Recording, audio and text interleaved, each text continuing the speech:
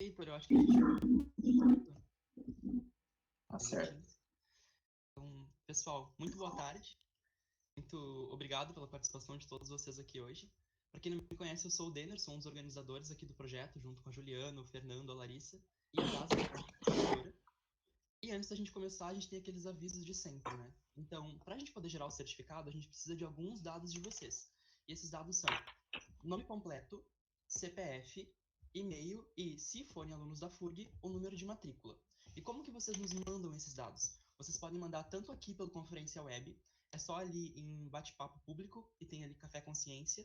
Clicando no Café Consciência tem a opção Iniciar bate-papo privado. Então é só mandar esses dados ali. Caso vocês não consigam mandar aqui pela plataforma, pode mandar também para o nosso e-mail, que é caféconscienciafurg@gmail.com. Isso que eu acabei de falar vai estar no bate-papo e também vai estar nas notas compartilhadas, caso alguém não tenha conseguido acompanhar.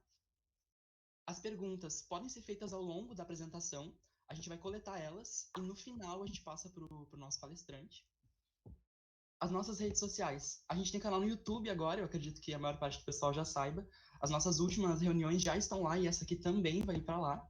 A gente tem Instagram e a gente também tem Facebook, a gente tem página. Tudo isso também vai estar nas notas compartilhadas, tá, pessoal? O tema da nossa reunião de hoje é paleontologia no litoral. Vertebrados fósseis do Rio Grande do Sul. Uma história de 300 milhões de anos. E o nosso palestrante é o professor doutor Francischini, Heitor Francischini, que é biólogo, formado pela Universidade Federal de São Carlos, é mestre e doutor em geociência, com área de concentração paleontologia, pelo programa de pós-graduação em geociências da Universidade Federal do Rio Grande do Sul. Atualmente é professor adjunto da URGS e ele ministra as disciplinas de Paleontologia Aplicada à Biologia, Paleontologia 2, Paleontologia de Vertebrados, para os cursos de Ciências Biológicas, Licenciatura e Bacharelado, e também Geologia. Tem experiência em Paleontologia, Paleontologia e Paleoiquinologia, Paleobiologia, com ênfase em vertebrados continentais. São os principais temas de sua pesquisa. E é membro da Sociedade Brasileira de Paleontologia. Então, Heitor, muito obrigado pela tua participação aqui hoje, eu te passo a palavra. Eu que agradeço o Denner, gostaria de agradecer a Daza também pela excelente iniciativa, né, desse Café Consciência. Sempre que eu posso, eu estou acompanhando vocês nas palestras, uma melhor que a outra, super interessante, sempre com muitos ouvintes, né?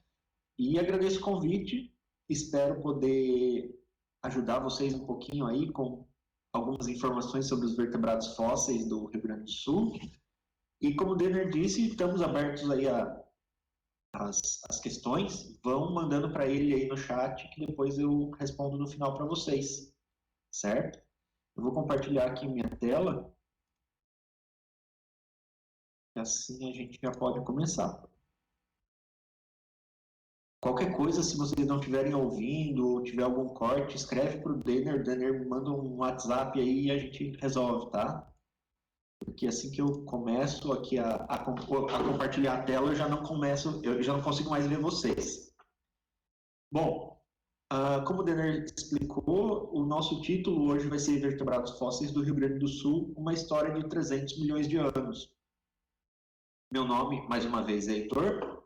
Vocês têm aqui o meu e-mail, caso tenham alguma dúvida, algum interesse em algum artigo, enfim, alguma das coisas que eu vou mostrar. Se alguém quiser mais informações, pode me escrever que eu estou à disposição para mandar mais informação para vocês, tá?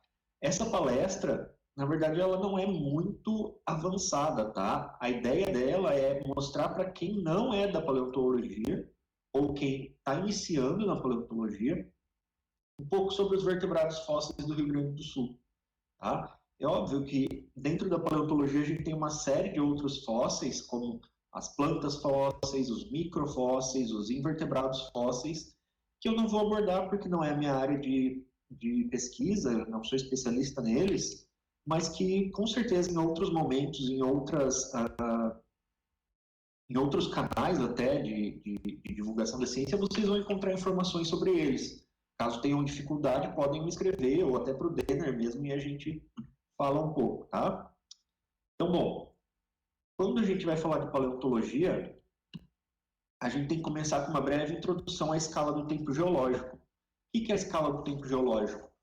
O tempo geológico é o tempo ocorrido desde a formação da Terra até os momentos atuais, né? E contados em anos, dezenas de anos, centenas, milhares, milhões de anos e, dependendo da escala, até bilhões de anos, né?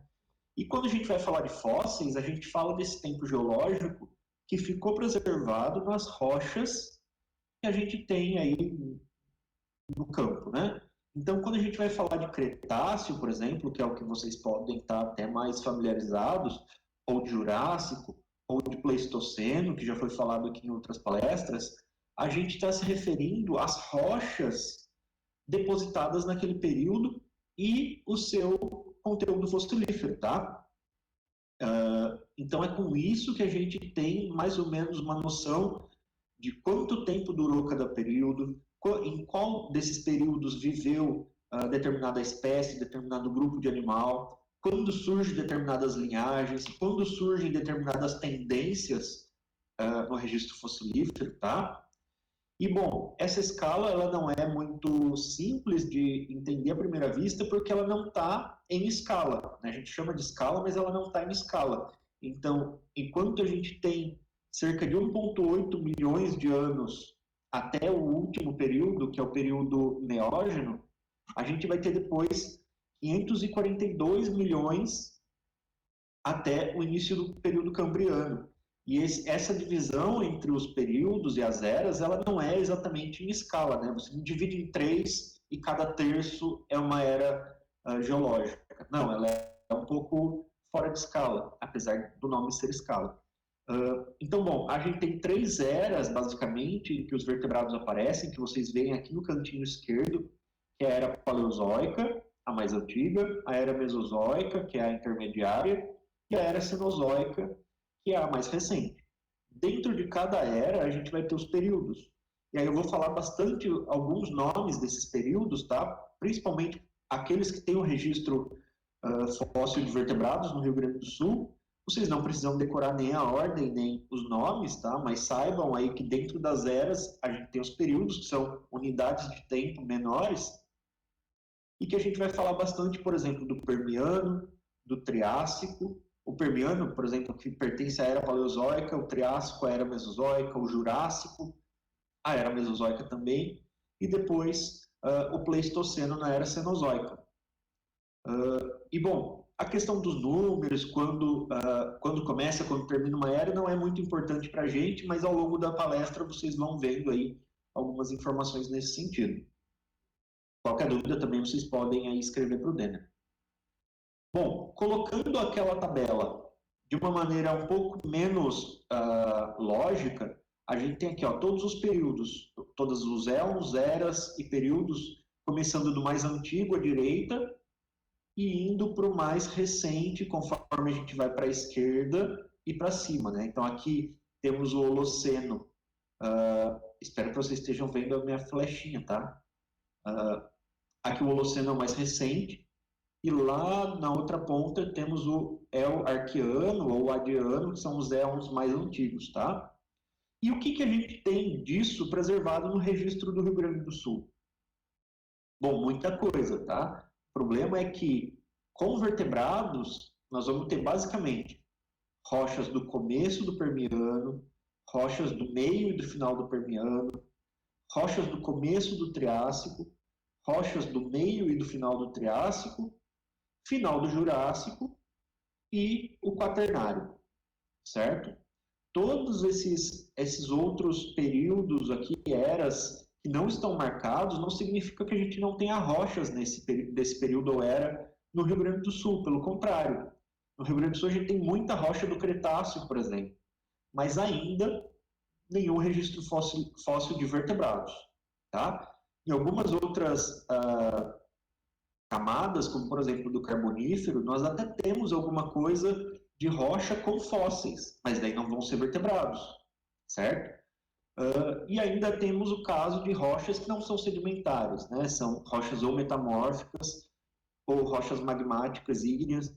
elas não vão ter registro fossilífero de nenhum jeito, tá? Então, esses períodos aqui que eu marquei em caixinhas são os períodos e eras em que nós temos rochas sedimentares contendo fósseis e alguns desses fósseis são vertebrados, tá? Então, basicamente, temos Permiano, Triássico, Jurássico e Quaternário. Então, vamos lá. Como que a gente organiza, mais ou menos, espacialmente os registros fossilíferos do Rio Grande do Sul? Aqui vocês têm à esquerda um mapa do Brasil, né? Aqui vocês veem Paraguai, Argentina, Uruguai. Tudo isso que está em colorido é a bacia sedimentar do Paraná, tá? E cada uma dessas cores elas vão representar um grupo de sedimentos mais ou menos relacionados, tá? E eles estão separados por tempo, por ambiente, que não vem ao momento agora.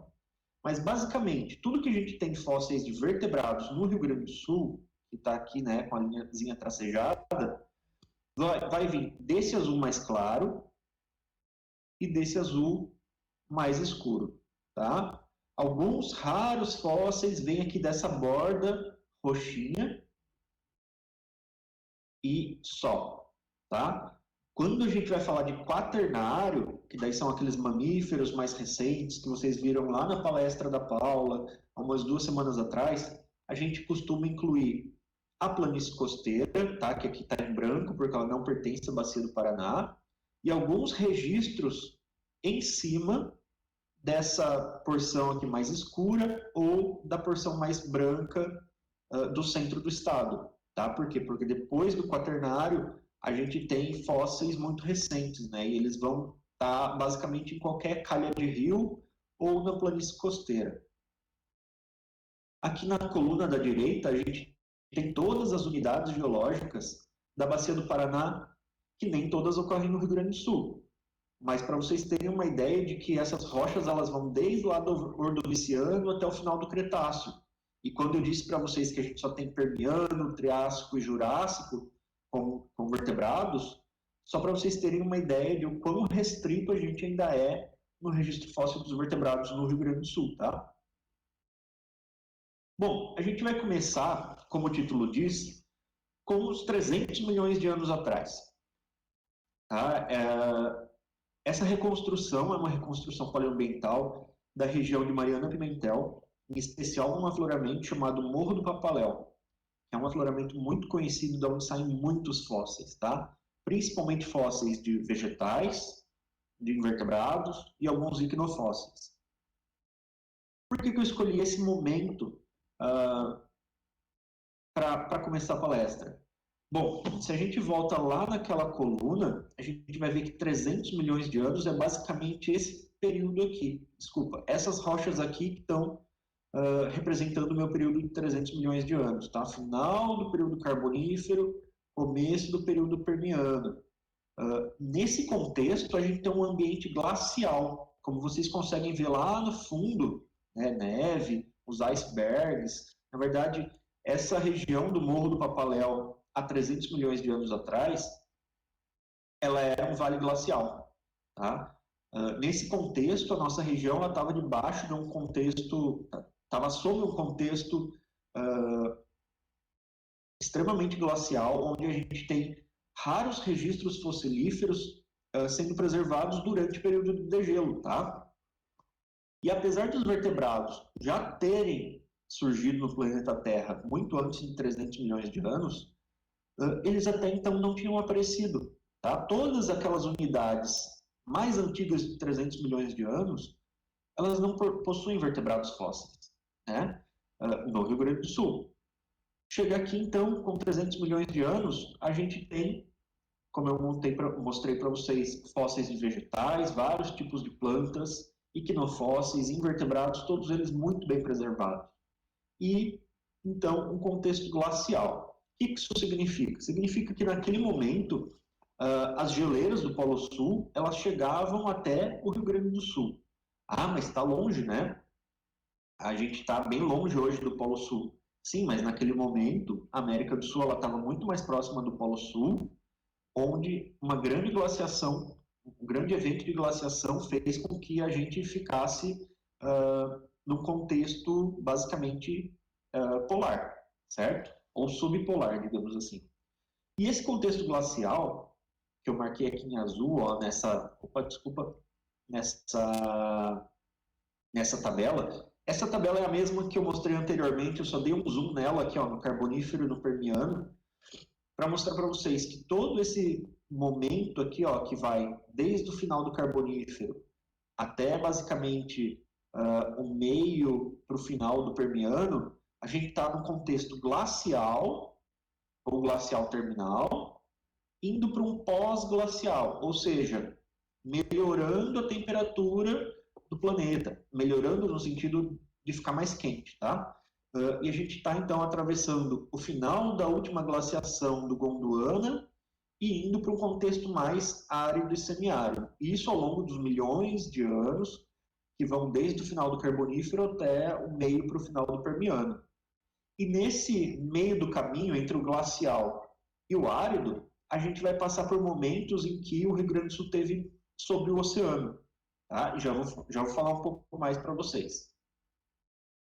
É justamente no começo do Permiano. No começo do Permiano, que se dá mais ou menos aí por 295 milhões de anos atrás, a gente tem o planeta Terra com essa configuração. Os continentes eles estão começando a se juntar, ou na verdade essa junção dos continentes em um único, que é o Pangeia, já está bem avançada, né? Até o final do Permiano, o Pangeia já está formado, e aquela região mais próxima ao Polo Sul, não só no Brasil, mas também próximo aí à África, Austrália, Índia, Madagascar, vai sofrer com as condições glaciais. Tá? Então, aqui em branco, o que vocês veem é basicamente neve. O Rio Grande do Sul, onde que estaria nesse contexto? Nessa região aqui, ó, onde a gente tem parte dele sobre o oceano. Tá? Então, a partir daquele momento em que a calota polar do hemisfério sul começa a diminuir, a gente entra num estágio cada vez mais árido, o efeito estufa começa a ficar cada vez mais forte, a gente vai ter o Rio Grande do Sul passando por um contexto marinho. Tá? E as rochas derivadas desse contexto marinho são chamadas de formação Irati. Vão ter outras formações, tá? Mas eu vou focar na formação Irati, que é aquela onde eu encontro os primeiros vertebrados do Rio Grande do Sul. Ela ela é depositada, essa formação Irati, no início do Permiano, como eu mostrei para vocês, por volta de 295 a 290 milhões de anos, e hoje os principais registros estão na região de São Gabriel, aqui onde a gente tem a estrelinha, tá? O que a gente tem nessa formação Irati? Basicamente, o registro de um grande oceano que conectava o interior do Brasil, o interior da África e talvez aí parte da Antártica. Tá? Aqui nessa figura da direita, vocês podem ver aqui em azul o que a gente chama de Mar Irati, por conta da formação Irati, White Hill, que é por conta da formação White Hill lá da África do Sul. Tá? Embora esse Mar Irati se estendesse até o Uruguai, a gente denomina ele de Mar Irati. Então, toda essa região sul da África e da América do Sul, tomada por um grande oceano, onde depósitos marinhos começam a se sedimentar, certo? Quem vai habitar esse oceano? Peixes, vertebrados e invertebrados, certo? Dentre os vertebrados, a gente vai ter um grupo em específico chamado Mesossauria, que vai ocorrer no sul da América do Sul, agora partindo aqui para a figura da esquerda, sul da América do Sul, então Brasil e Uruguai, e sul da África, África do Sul e talvez Namíbia. Eu acho que só África do Sul, na verdade. Evidenciando, então, que no passado esses dois continentes estavam unidos. Né? Então, América do Sul, África, com os mesmos registros geológico e paleontológico, indicando, então, que esses continentes estavam unidos. E esse registro da formação Irati com os mesossauros foi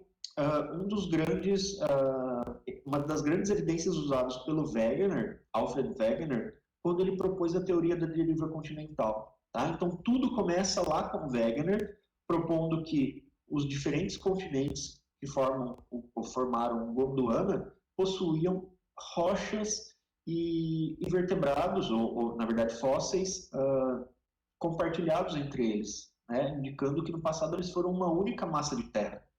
Para o começo do Permiano, nós temos aí os mesossauros, então, servindo como evidência, tá, para isso. Quem são esses mesossauros? Muito provavelmente, todos vocês já devem ter visto algum desses fósseis, tá? Não exatamente esses espécimes, né, mas alguns desses espécimes. Os mesossauros, então, são um grupo de répteis, mais conhecido como pararrépteis, tá? Porque a linhagem deles não pertence aos répteis atuais, que eram animais, basicamente, com 4 patas. Vou pegar esse do meio aqui para exemplificar para vocês. 4 patas, né? Um rabo bem longo, um corpo também bem longo, esguio, e uma cabeça comprida com dentes fininhos. Acho que nos próximos slides a gente vê os dentes. Que eles podem ser preservados inteiros ou em pedaços menores, tá? Mas sempre muito característico. E uma das principais características deles também são costelas e vértebras, enfim, ossos pós-cranianos bem largos, bem grossos, né? E é uma das coisas que nos permitem identificar eles em campo. Olha lá, então, os dentinhos que eu mostrei para vocês, que eu falei que ia mostrar para vocês, bem fininhos, né? Uma grande quantidade de dentes, um rosto bem alargado e fino, um corpo esguio com uma cauda achatada lateralmente, né? Como se fosse a de um peixe ou de um crocodilo atual, servindo então de órgão propulsor. Os membros posteriores bem amplos, né? Formando um remo aí com seus 5 dedos. E tanto nas patas posteriores quanto nas anteriores a gente tem membranas interdigitais, né? As membranas entre os dedos, formando um remo, como a gente vê nos patos, nas lontras atuais. Então, configurando um animal com muitas adaptações ao ambiente aquático. Tá? Então, se infere que os mesossauros habitavam esse mar Irati-White-Hill durante o começo do Permiano. E o mais interessante é que esses animais foram os primeiros amniotas a adquirirem essas adaptações ao meio ambiente aquático. Tá? Até então, tudo que a gente tinha habitando o ambiente aquático, seja ele fluvial, né, um rio ou marinho, seriam os peixes e os anfíbios. E a partir da linhagem dos amniota, os mesossauros foram os primeiros a voltar para a água. Ainda não se sabe se completamente ou se intermitentemente, mas eles eram, pelo menos parcialmente aquáticos. Existem 3 espécies, na verdade 3 gêneros, e cada um deles com uma espécie de mesossauros. Tá? Então temos os brasilossauros, temos o Stereosternum e temos o Mesosaurus. Tá? São 3 gêneros muito parecidos, que eles vão ser diferenciados por pequenas características, tá? Como a proporção da cabeça com o pescoço. Por exemplo, o Brasilossauros tem um pescoço muito mais comprido que os outros 2. A cabeça, por outro lado, é menor que os outros 2. Já Mesossauros tem dentes muito longos, diferentes dos outros 2. E o Brasilossauros vai ter costelas mais finas, enquanto os Stereosternos e Mesossauros vão ter aquelas costelas e vértebras mais achatadas, não, desculpa, mais estufadas, mais grossas, né? Então, há basicamente algumas diferenças que vão separar eles em 3 gêneros, cada um com uma espécie separada. No Rio Grande do Sul, a principal área em que esses mesossauros são coletados é na região do interior de São Gabriel, no que a gente chama de localidade Passo do São Borja. É uma localidade na beira do rio Santa Maria, o mesmo rio que depois sobe para o norte e vai até Santa Maria, só que diferentemente daqueles espécimes que a gente viu no começo da apresentação, aqui no Passo do São Borja a gente vai encontrar eles com um tipo de preservação diferente. Como que é essa preservação? Totalmente desarticulado. Na verdade, temos alguns casos de alguns ossos semi-articulados, tá? Mas nunca o espécime inteiro. Eles vão estar sempre assim, ó, costela para um lado, vértebra para o outro, fragmentos de crânio, fragmentos não, nem sempre fragmentos, mas elementos dos membros desarticulados, das mãos, dos pés desarticulados. O que isso significa? Que depois que os animais morreram, naquele contexto marinho, eles decantavam até o fundo do oceano e com a ação das tempestades, imaginem então, durante eventos de tempestade, as ondas ficam mais fortes, né? Imagino que vocês aí em Rio Grande consigam ter uma ideia um pouco melhor o que é um mar com tempestade, né? Com aquelas ondas mais com comprimento de onda mais alto e amplitude também, vai revolver o fundo do oceano com mais facilidade. Durante o tempo bom você tem uma calmaria, né? Mas durante a tempestade você tem o revolvimento do fundo. Com esse revolvimento do fundo, aqueles animais mortos que estavam articulados, eles vão ser revolvidos também. E que a gente vai ter uma mistura de restos de organismos diferentes e de desarticulação de um mesmo organismo. Então, imagine um esqueletinho completo no fundo do oceano, a onda de tempestade revolve ele, né? E você vai desarticular. Alguns sobrevivem, entre aspas, a essa desarticulação, e você vai ter alguns elementos um pouco mais articulados do que outros, né? Principalmente vértebras e costelas, mas nada parecido com aqueles espécimes que a gente mostrou no começo, tá? Então é basicamente esse tipo de registro de mesossauros que a gente vai ter no Rio Grande do Sul. Se a gente for mais para o Paraná, São Paulo, Mato Grosso, Goiás, a gente vai começar a ver espécimes mais inteiros. Por quê? Vamos lembrar que eu falei que toda aquela região centro-sul do Brasil era um mar, o famoso mar White-Rio-Irati, e que, óbvio, se a gente está falando que era um oceano, ou um mar confinado, né, como alguns preferem chamar, você não vai ter a mesma profundidade em toda essa região, vai ter diferenças de profundidades.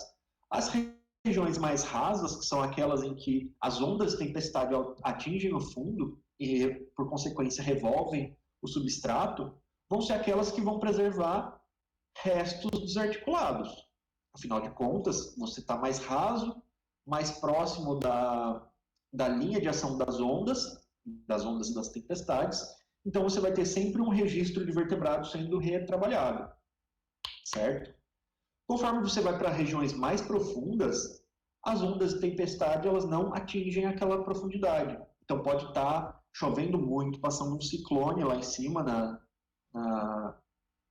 na interface da água com a atmosfera, mas a região do fundo, onde estão depositados os sedimentos e os organismos mortos, eles não são atingidos pelas ondas, né? Então, o que você tem? Espécimes mais completos.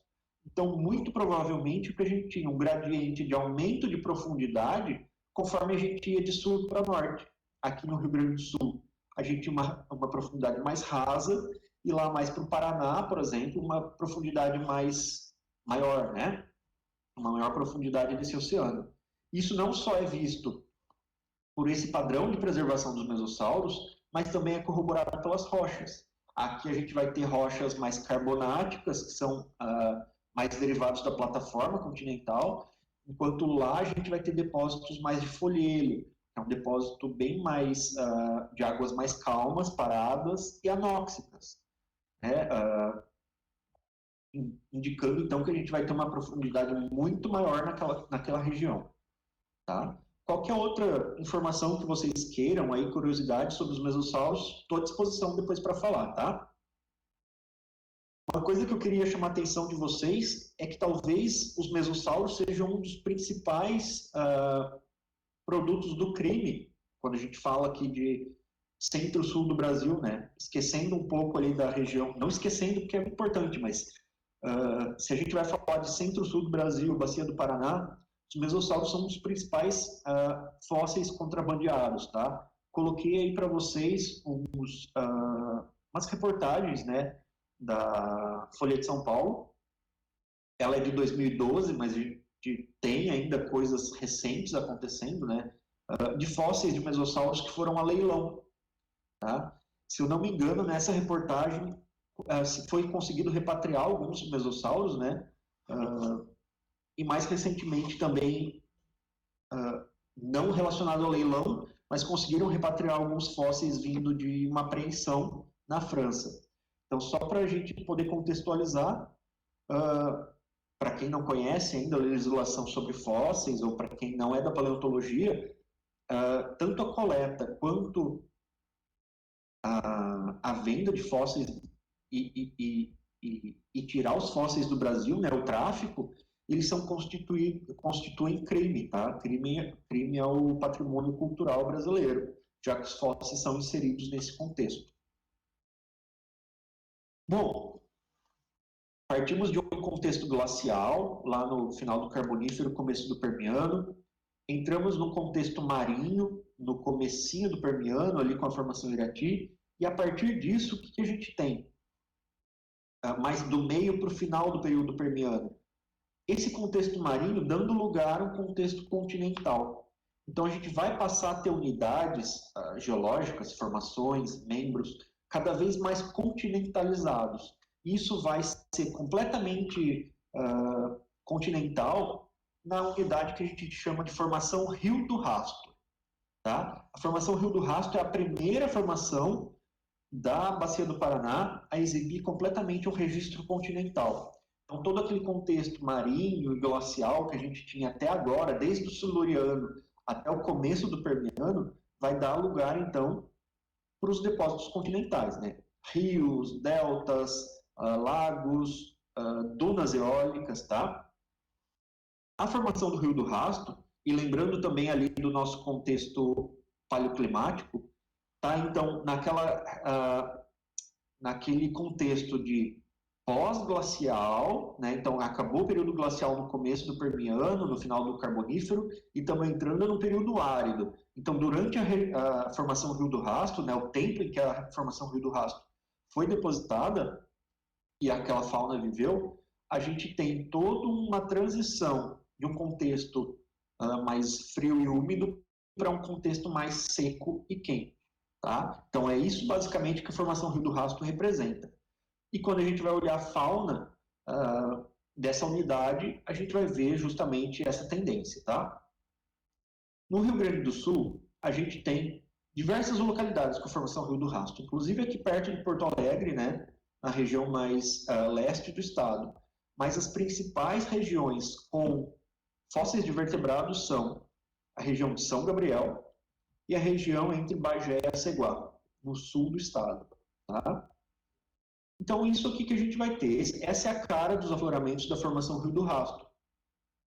Areia, lama, sedimentos um pouco mais grossos do que aqueles da formação Irati, e que eles vão estar relacionados aos depósitos de rios, até, há quem diga, né, deltas, lagos, depósitos bem mais continentais, até paleossolos, dunas eólicas, tá? Sempre com essa coloração avermelhada que é típica de depósitos continentais. Quem é essa fauna que viveu aqui no Rio Grande do Sul durante o período de deposição da formação Rio do Rastro, ou seja, meio e final do Permiano? Primeiro nós temos os anfíbios, tá? Dentro dos anfíbios a gente tem um grupo chamado Temnospondyli, que é uma linhagem de anfíbios que pode ser ancestral aí dos liçanfíbios atuais, tá? Mas que eles estão bem distantes ainda. E a gente tem basicamente dois registros. O primeiro é o Bagé-Herpeton, como o próprio nome diz, da região de Bagé, encontrado, na verdade, no que hoje é Aceguá, e ele é conhecido por um único fóssil, que é esse aqui. Vocês estão vendo a porção do focinho dele vista de lado, tá? Então era um anfíbio muito parecido com o jacaré atual, com o rosto bem longo, né, o focinho bem longo aí, talvez uma adaptação à piscivoria, e aqui vocês estão vendo os dentes dele, certo? Então era um animal relativamente grande, tá? Eu não coloquei aqui uma escala, mas daqui a pouco eu mostro para vocês. E infelizmente ele é conhecido só por esse fragmento, tá? Só pela porção mais anterior do focinho. E o segundo anfíbio que a gente tem na formação Rio do Rastro vem da região de São Gabriel, como o nome diz, com os Ucóvia sangabrielensis. Também é um fragmento craniano. Aqui vocês têm as órbitas, tá? Pontilhadas. E aqui vocês têm o focinho dele, que é bem mais curto do que do Bajeverton, visto em vista dorsal, né? Então a parte de cima, e aqui a parte de baixo, né? O céu da boca, digamos assim, dele. E aqui ao redor desse crânio a gente teria os dentes. Basicamente a gente tem esses dois fragmentos cranianos de anfíbios no Rio Grande do Sul. Então animais já continentais, animais aquáticos, mas também animais terrestres, tá? Esse animal aqui é o Provelosaurus, do grupo dos Pareiasaurus, que é um grupo também ali próximo aos mesossauros, que a gente já falou da formação Irati, que não tem descendentes viventes, tá? São os pararrépteis. A gente tem relativamente bastante elementos desses provelossauros, mas o mais intrigante aí é o crânio dele, tá? Aqui vocês veem o crânio, na verdade o lado esquerdo do crânio dele, com a órbita, com a narina, tá? Ele está sem mandíbula aqui, mas existem outros registros de mandíbula, e seria um animal mais ou menos assim, meio curto, atarracado, grande, né? E coberto por essas estruturas ósseas, tal como dos jacarés atuais, né? Chamadas osteodermos. São várias plaquinhas de ossos dentro da pele deles que recobrem toda a região dorsal, o crânio, algumas vezes até os membros, tá? Servindo aí de proteção, provavelmente. E o crânio, então, cheio de ossos rugosos. Então, era um animal bem rugoso, assim, tá? Os dentes indicando até uma dieta herbívora também. Coloquei aqui uma figura para vocês, mais para fazer uma propaganda, tá? Do que para explicar propriamente dito. Que dentro da paleontologia a gente consegue fazer análises que muita gente desconhece. Por exemplo, análise histológica, ver o tecido ósseo em microscópio, tá? O que a gente tem aqui na figura B, né? Nessa figura quadradinha aqui da direita? Um corte de um dos ossos do Provelosaurus. Eu acho que nesse caso era um húmero. Visto em microscópio, certo? Então, a gente com essa análise consegue analisar, por exemplo, idade dos animais, consegue analisar alguma coisa de crescimento desses animais também, né? Se eles crescem rápido, se eles crescem devagar, se o crescimento é sazonal ou se é um estirão só, né? E uma das coisas mais interessantes desse estudo com o Provelosaurus é que ele tinha no mínimo 15 anos. Tá? Então era um animal relativamente grande, já adulto, e não tão novo, assim, né? Não tão filhote, digamos assim. Já no grupo dos carnívoros, o que a gente vai ter? Os Dinocefalia. Os Dinocefalia eles estão dentro do grande grupo dos sinápsidos, que são aqueles animais dos quais nós fazemos parte, né? Nós mamíferos. Então, esses animais aqui, os Dinocefalia, eles estão muito mais próximos a nós, mamíferos, do que aos outros répteis, por exemplo. Né? O que se conhece do Dinocefalia do Rio Grande do Sul? Ele é o Pampafoneus. Tá? Pampa e Foneus é caçador. Então, caçador dos Pampas, Bicai, em homenagem à fazenda da família Bica, em São Gabriel. Por enquanto, tudo que a gente conhece dele é um crânio com a mandíbula. Tá? Aqui vocês veem a órbita, a narina, a linha de dentes, e o que mais chama atenção nesse bicho é o canino bem desenvolvido, tá? Então, indicando aí um animal com uma dieta carnívora e muito provavelmente um dos maiores predadores do Permiano do Rio Grande do Sul. Aqui vocês veem uma reconstrução do que seria o paleoambiente da formação Rio do Rasto com o nosso Pampafoneus e o Provelosaurus aí, né? Coexistindo na região de São Gabriel. Então, é o que deveria ser mais ou menos a paisagem de São Gabriel nesse momento. Mas as descobertas não param por aí, né? A gente começa agora a entrar num grupo mais bizarro, que é o grupo dos anomodontes. Também são sinápsidos, como nós mamíferos, mas já são um grupo por separado dos dinocefálios, né? Aqui vocês têm, espero que vocês estejam vendo a setinha, tá? O bloco, conforme ele foi coletado no campo. O crânio, estou apontando aqui para vocês, e os membros anteriores. Aliás, o membro anterior, né? Um só, e aqui o membro posterior, tá? Eu vou chamar atenção para vocês mais do crânio, tá, desse animal, que é esse aqui. Esse animal foi batizado de Tiarajudens. Tiaraju, em homenagem ao bairro do Tiaraju, em São Gabriel, e Dens, dente. Por que dente? Porque foi encontrado um esquema bem bizarro, tá? É um animal com dentes incisivos e molares, indicando uma dieta herbívora, e um canino dente de sabre. Poxa, não faz muito sentido, né? Um animal herbívoro que tenha dentes de sabre, então ele caçava. Não, na verdade, a gente sabe muito pouco sobre isso. Mas existem registros de vertebrados atuais, né, mamíferos atuais com dentes de sabre, como alguns veados. Se a gente considerar o hipopótamo também, mas eles não têm necessariamente os caninos dentes de sabre, mas os incisivos e os caninos hipertrofiados, né, bem desenvolvidos, que servem basicamente para, já vou falar, para a luta, né? Seja uma luta intraespecífica, né, entre, por exemplo, dois machos defendendo um território, defendendo um bando, ou uma luta intraespecífica entre os dois machos ou entre indivíduos da mesma espécie, ou interespecífica no caso de ser, por exemplo, defesa do território contra um predador, defesa da cria, né? Defesa, enfim, autodefesa ao invés de ser predado. Então, basicamente, vocês podem digitar Tiarajudens ali no Google, vocês vão achar um monte de reconstrução de um animal bizarro.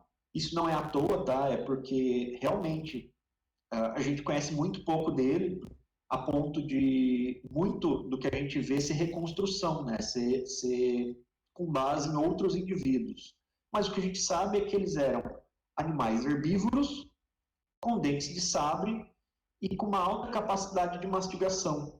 Então, eles eram também um dos primeiros herbívoros, talvez, do mundo, a ter a capacidade de macerar o alimento, provavelmente aí, fibras vegetais bem fibrosos, né, folhas e outras partes das plantas, mastigar. Então, eles mastigavam essas folhas e, com isso, os dentes estavam sempre em contato um com o outro.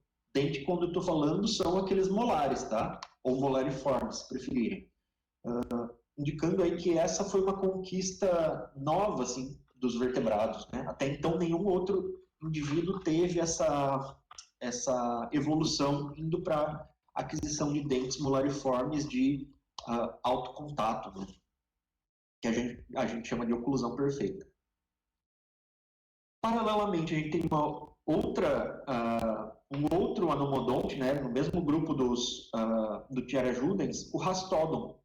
Rastodon que foi encontrado junto com o Pampaphoneus, né, no mesmo afloramento, e ele é um dicinodonte, que é da mesma linhagem, então, dos Tiarajudens, mas indo para o grupo que, ao invés de ter dente de sabre e molares, eles vão ter uma tendência de perda dos dentes e aquisição de um bico parecido com uma tartaruga, certo? Que é o que vocês veem aí na figura. Então, animais também herbívoros, mas que adquirem uma outra capacidade de processamento do alimento. Eu não coloquei aí uma escala, mas para vocês terem uma ideia do tamanho do crânio, esse que vocês estão vendo aí no slide, aqui eu tenho uma réplica, tá? É uma réplica do indivíduo original, para vocês terem uma ideia do tamanho dele, tá? Esse aqui é o crânio do Rastodon, tá? E, sei lá, 10 centímetros, certo? Se conhece o pós-crânio dele, quer dizer, existe o pós-crânio, né, os elementos do resto do corpo, mas eles ainda estão sendo estudados, tá? Então, não tem muito para falar para vocês. Além disso, a formação Rio do Rasto, ela é conhecida por um grande número de equinofósseis. O que é um equinofóssil? Equinofósseis são os fósseis dos vestígios dos organismos. Então, até agora eu falei para vocês dos fósseis corporais, que são restos de osso, restos de dente, restos do corpo do indivíduo. Mas o indivíduo, conforme ele vive, ele vai deixando vestígios não corporais, como, por exemplo, pegadas, fezes, tocas, dentre muitos outros. A formação do Rio do Rasto ela é muito rica nesses equinofósseis, apesar de as pegadas serem raras, né, só temos um registro para a região de São Gabriel, mas um registro enorme de coprólitos. Coprólitos são fezes fossilizadas, tá? Vocês vão notar que esses coprólitos encontrados na formação Rio do Rastro, eles têm um desenho bem peculiar. Vocês vão ver que parece um sorvete italiano, né? Depois perguntem para o italiano que está assistindo se o sorvete italiano tem forma de coprólito mesmo. Mas basicamente ele tem várias voltas, né? Essas voltas dão em 3D a conformação em espiral para esse coprólito, tá? Eu estou com um aqui para mostrar para vocês, não sei se vocês conseguem ver. Ele é todo espiralado, tá? Como se fosse um sorvete italiano mesmo, tá? Tá, mas quem que faz um cocô espiralado? Basicamente, um indivíduo que tem um intestino espiralado, certo? E nesse momento, durante o Permiano, todos os peixes tinham intestino espiralado, certo? Não só os tubarões, que são os que atualmente possuem, além de outros pequenos grupos de peixes ósseos também, mas lá no Permiano, nenhum peixe ósseo tinha o intestino liso, todos eram espiralados. Então, toda essa fauna de coprólito que a gente encontra, na verdade, é um reflexo da grande diversidade de peixes que a gente também tinha nesse ambiente. Então, por mais que eu tenha dito para vocês que a gente estava num ambiente continental e começando a ficar árido, não quer dizer que não tinha água. Tinha água na forma de lagos e rios, e ela era habitada por diversas espécies de peixes, que muitas vezes a gente não conhece, mas que estão aí disponíveis para a ciência na forma de equinofósseis.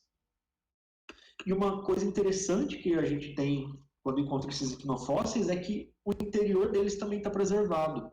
Então, restos de alimento, restos de parasita, como vocês veem aqui nessa figura da direita superior, né? Cada pontinho preto aqui é um ovinho de um parasita, do grupo, provavelmente do grupo das tênias, tá? Vocês veem que tem uma faixa aqui, né? Ó, sigam a setinha se vocês estiverem vendo. Uma faixa no meio da figura. Isso daí é uma das voltas do coprólito cortada e vista em microscópio, tá? Então, em uma dessas voltinhas, vários ovinhos de parasita preservados. Isso aqui em microscópio óptico. Quando a gente vai para o microscópio eletrônico, a gente consegue ver coisas ainda menores, tá? E num desses coprólitos de peixe, a gente viu que no interior de uma vesícula de gás tinha umas estruturas bem diferentes, assim. E ao comparar com o que a gente tem na atualidade, elas se parecem muito com o grupo dos actinomycetes, que é um grupo de bactérias bem peculiar, que habita o interior, habita vários ambientes, mas também habita o interior do trato gastrointestinal dos vertebrados, tá? Aqui essas bolinhas que vocês conseguem ver são os esporos desse indivíduo, ou dessa colônia, tá? Então era um indivíduo que estava se reproduzindo por esporos. E, na verdade, esse caso se trata do registro mais antigo de uma interação entre bactérias e vertebrados, tá? E a gente só descobre esse tipo de interação ecológica do passado, nesse caso aí de trato gastrointestinal, quando a gente olha os coprólitos, tá? Bom, só deixa eu ver se o Denner não me mandou nenhuma mensagem. Mandou, tudo certo. Então tá, então estão vendo minhas setinhas, né? Era a minha preocupação. Então, beleza. Se vocês seguem no Permiano, desculpa, reformular. Se vocês conhecem bastante a história do Permiano, quando o Permiano vai acabar, o período Permiano acaba, a gente costuma dizer que também é o fim da era paleozoica. Por quê? Porque no final do Permiano tem um grande evento, não só geológico, climático, mas também biológico, que é o que a gente chama de a grande extinção permo-triássica. Essa extinção vai eliminar boa parte da fauna que habitou o Permiano, que habitou o Paleozoico, e vai abrir espaço para uma nova fauna que vai habitar o Mesozoico e depois o Cenozoico, né? Então, por exemplo, os pareiassauros, que a gente exemplificou com provelossauros daqui do Brasil, mas que vocês estão vendo aí uma outra espécie da Rússia, provavelmente. eles deixaram de existir. Tá? Então, no final do Permiano, a gente já não tinha mais pareiasauro. Outros grupos também que desaparecem, os dinocefálios, os gorgonópsidos, um monte de animal da linhagem dos sinápsidos, que somos nós mamíferos, e poucos desses sinápsidos vão atravessar o limite entre Permiano e Triássico. Então, aqueles animais que eram os dominantes no Permiano vão passar a ser menos dominantes em termos de abundância a partir do Triássico. Né? Então, pensar que nesse evento de extinção, toda a nossa linhagem dos sinápsidos sofreu um grande abalo. E aí, uma outra linhagem, que eu nem mencionei para vocês ainda, mas que já existia, vai tomar grandes proporções e vai meio que chamar a atenção a partir daí, tá? Vamos pensar assim, ó. Dentro da árvore filogenética dos répteis, a gente tinha os pararrépteis, que eram os pareiasauros, os mesossauros, e vários outros grupos aí. Eles vão ser praticamente aniquilados nessa extinção, sobrando um único grupo que eu já vou mencionar para vocês, e todos os outros répteis, que são os lepidossauros, os arcossauros, enfim, dando origem às aves, depois aos crocodilos, às serpentes, aos lagartos, o ancestral deles vai sobreviver à extinção permo-triássica e depois vai se irradiar. Então, o que a gente tem? Uma aniquilação quase completa dos sinápsidos, poucas formas sobram, uma aniquilação quase completa dos pararrépteis, um único grupo sobra, e aquele grupo que era meio tímido ainda no Permiano, que é o dos diápsidos, né, dos répteis, eles vão, então, se aproveitar disso e vão se irradiar a partir daí, tá? Bom, só para contextualizar, então, no final do Permiano, a gente tem a extinção por volta de 251 milhões de anos, tá? O que a gente tem de registro geológico nesse momento no Rio Grande do Sul? A formação Piramboia. A formação Piramboia, ela não tem uma data muito precisa, mas ela vem aí desde o final do Permiano e talvez entre no começo do Triássico. O que significa, mais ou menos, que a gente vai ter todo aquele momento entre o começo da extinção e o final da extinção permo-triássica ocorrendo no momento em que a formação Piramboia foi depositada. E os principais afloramentos dela com registros de vertebrados estão aqui na região oeste do Rio Grande do Sul, ou sudoeste, né? A região de Rosário do Sul, Santana do Livramento e Cacequi. Olha lá, e a gente já parte para o final da formação do Rio do Rastro para Piramboia para um clima totalmente árido, ou melhor, semiárido para árido, onde vão dominar basicamente depósitos de rios aqueles intermitentes que secam durante a estação seca e seguem e enchem durante a estação úmida, e dunas eólicas. Tá? E é justamente isso que vai definir o registro fóssil da formação Piramboia. A gente tem as dunas eólicas que viraram arenito, né? As dunas de areia viram arenito, e o que se preserva nesse arenito são os icnofósseis, mais uma vez. E o único registro, por enquanto, de icnofósseis na formação Piramboia é um conjunto de pistas encontradas na região de Santana do Livramento, em que a gente conseguiu identificar o produtor dessas pistas, que são basicamente dicinodontes. Já falei dos dicinodontes para vocês quando eu falei do Rastodon. E esse é o grupo, um dos grupos de sinápsidos, né? Foram 3 que sobreviveram à extinção permo-triássica, e os dicinodontes foram um deles, a não só sobreviver à extinção, como ser, durante o período da extinção, um dos mais abundantes no mundo todo, tá? E justamente, vamos pensar, se a gente estava na maior crise biológica do planeta Terra até hoje, num ambiente desértico, que não é nada legal de viver, a gente ainda assim tinha dicinodontes. Então, o registro da formação Piramboia, apesar de não ter ossos, apesar de não ter evidências diretas de vertebrados, a gente tem pegadas, e essas pegadas nos indicam que, apesar de o clima não ser favorável, o ambiente não ser favorável e o momento não ser favorável, né, o momento da crise biótica da extinção, a gente ainda assim teria animais vivendo em desertos, tá? O Triássico vai se iniciar por volta de 250 milhões de anos. E o mundo, nesse contexto, é esse aí. O que vocês veem, basicamente, de diferente em relação ao Permiano? A ausência daquela calota polar aqui na região sul, no Polo Sul. Tá? O Triássico, desde o fim do Permiano, na verdade, a gente entra naquela tendência de aridização. E ela não foi local no Rio Grande do Sul, ela foi global. Tá? Isso tem a ver com uma série de fatores que, infelizmente, eu não posso entrar em detalhes, mas que, basicamente, tem a ver com a formação de um grande continente, que é o que a gente chama de Pangeia, que começou a se aglutinar lá no Permiano, ou antes até, e agora atinge seu ápice. Então, durante o Triássico, é o momento em que o Pangeia está unido e só vai começar a se separar no final do Triássico. Tá? Qual que é o problema de ter um grande continente? Bom, o principal deles é que a região interior desse continente ela é mais seca. Por quê? Porque imagina a dificuldade das massas de água irem desde o oceano, a massa de água, eu digo de vapor, né? Irem desde o oceano até o interior do continente. Elas já vão perdendo umidade, né? Então, a região mais interior dos continentes, do continente Pangeia, era bem árida, certo?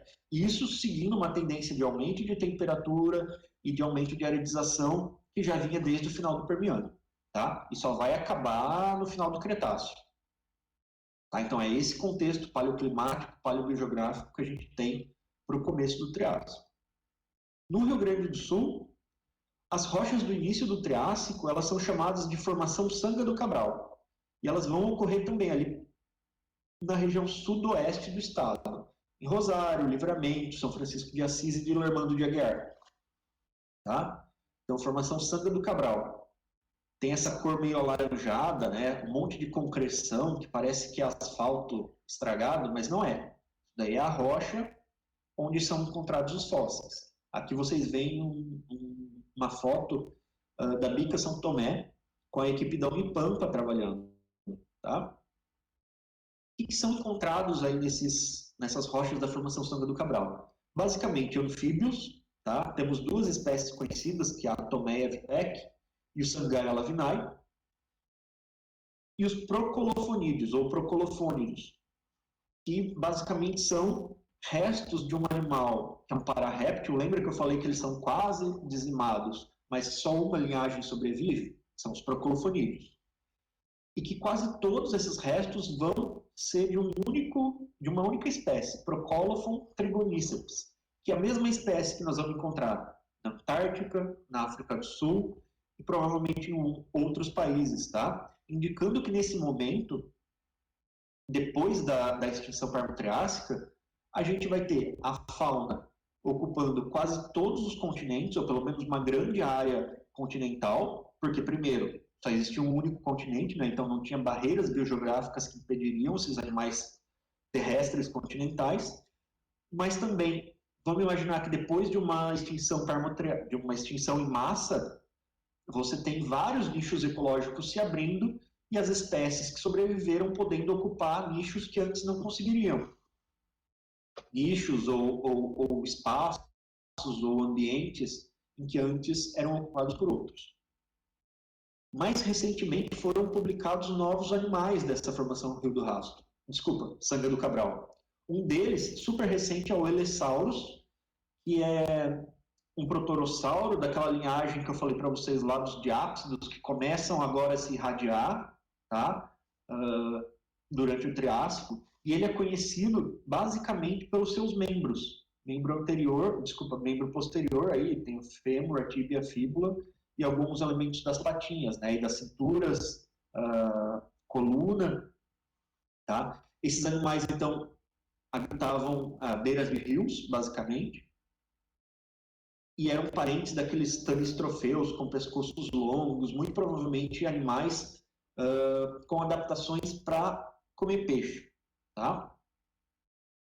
Outro animal da formação Sanga do Cabral é o teio-jaguar paradoxa, conhecido aí por esse crânio, e algumas vértebras cervicais do pescoço aí. É um animal também provavelmente semiaquático, né? Que poderia habitar à beira de rios e se alimentar dos peixes dali ou dos outros vertebrados, tá? O interessante é que citei o jaguar, ele é o elo entre aqueles diápsidos mais antigos, né, os arcossauromorfos mais antigos, e aqueles que vão dar origem aos arcossauria, que são o que hoje a gente chama de aves e crocodilos, né? Então, ele é um elo, não é um elo, né? Eu não gosto dessa palavra, mas ele é um animal de transição entre a fauna mais antiga, que é aquela dos primeiros arcossauromorfos, para uma fauna mais derivada, digamos assim, que são os arcossauriformes, depois os arcossauros. São super poucos os registros de vertebrados da formação Sangre do Cabral. Não porque não existam tantos fósseis, mas porque a grande maioria deles é fragmento, e esses fragmentos são indeterminados. Tá? São fragmentos de ossos que a gente não consegue atribuir a um animal conhecido ou a uma nova espécie. Bom, indo já para o meio e para o final do Triássico, a gente tem o que talvez seja o mais importante em termos de fósseis no Rio Grande do Sul de vertebrados, que é o que a gente chama de formação Santa Maria, em alguns casos se chama de formação Caturrita, embora esse nome não seja tão usado. Então, toda aquela região central do estado do Rio Grande do Sul, que vocês veem em vermelho, a gente consegue encontrar essas rochas, tá? Mata, São Pedro do Sul, Santa Maria, a região da Quarta Colônia, né? Agudo, Dona Francisca, Faxinal do Soturno, São João do Polesine e Candelária. Tá? Essas são as principais regiões com fósseis do Rio Grande do Sul da formação Santa Maria, que tem a idade do meio para o final do Triássico. São aqueles depósitos vermelhos, né, que a gente vê aí nas estradas, às vezes, ou nas fazendas, quando a gente passa por essa região. Todas aquelas rochas vermelhas aí são o que a gente chama de formação Santa Maria. E é onde estão os principais ossos de vertebrados do Rio Grande do Sul. Lembrando que, né, a gente não está falando de quaternário ainda.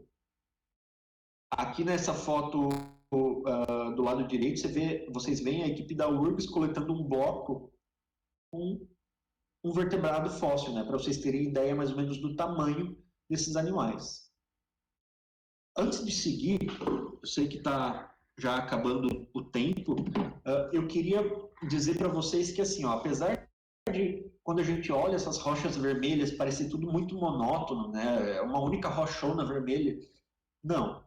A gente tem diversas camadas de rocha ali, que depois a gente vai dividir uma série de termos específicos, mas que elas vão representar tempos diferentes. Então, um determinado afloramento com a rocha vermelha vai ter uma idade mais antiga, depois vem um outro afloramento com a rocha muito parecida, um pouco mais jovem, depois a gente tem um outro um pouco mais jovem, e depois outro. Então, são basicamente 4 linhas temporais, assim, digamos, que a gente pode enxergar dentro daquela rocha. E o interessante é que para cada uma dessas linhas temporais, para cada um desses pacotes de rocha, a gente vai ter uma fauna diferente ou razoavelmente diferente. Tá?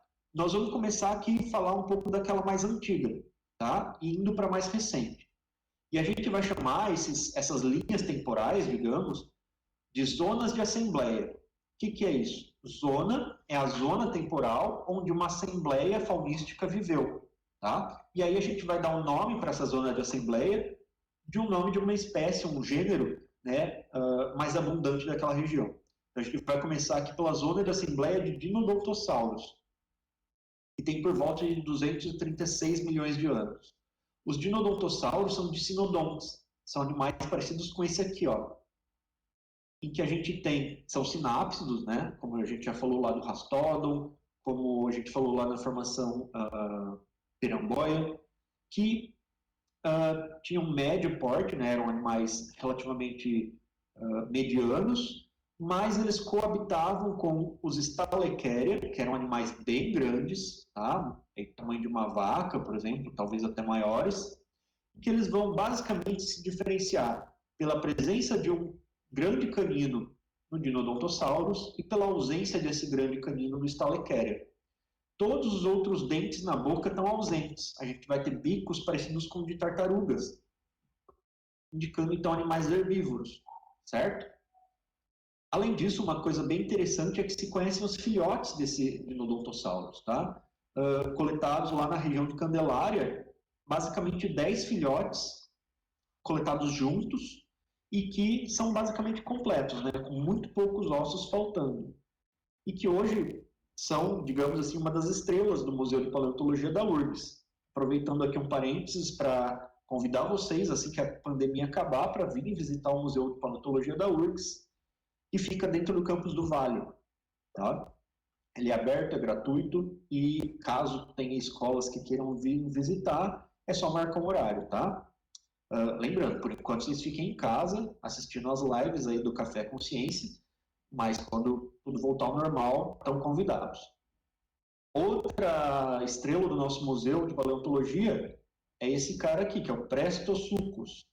Ele agora é um arcossauro. Já falamos dos arcossauros, né, aquela linhagem dos répteis que vai depois dar origem aos crocodilos e aves. Os Prestosuchus, eles vão estar na linhagem, no ramo dessa linhagem relacionado aos crocodilos, tá?